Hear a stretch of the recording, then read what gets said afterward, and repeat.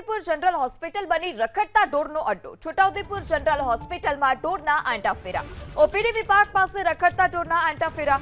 હોસ્પિટલમાં ઢોરના આંટાફેરાથી દર્દીઓ પરેશાન છે। ત્યારે આ વરવી વાસ્તવિકતા જોવા મળી રહી છે કે હોસ્પિટલમાં દર્દીઓ તો છે, દર્દીઓની સાથે સાથે રખડતા ઢોરનો પણ અડીંગો જોવા મળી રહ્યો છે। છોટાઉદેપુરની આ ઘટના કે જ્યાં જનરલ હોસ્પિટલમાં દર્દીઓ છે, તબીબો છે, દર્દીઓના પરિવારજનો છે અને સાથે સાથે રખડતા ઢોર પણ છે।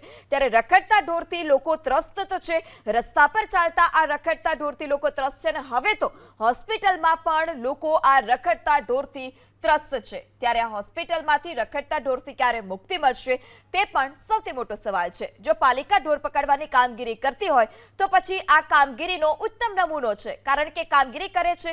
ઘણી વખત કહેવામાં આવે છે કે પશુ માલિકો રસ્તા પર રખડતું ઢોર રજળતું મૂકી દે છે, પરંતુ હવે તો હોસ્પિટલ સુધી જે આ રખડતા ઢોર છે તે પહોંચી ચૂક્યા છે।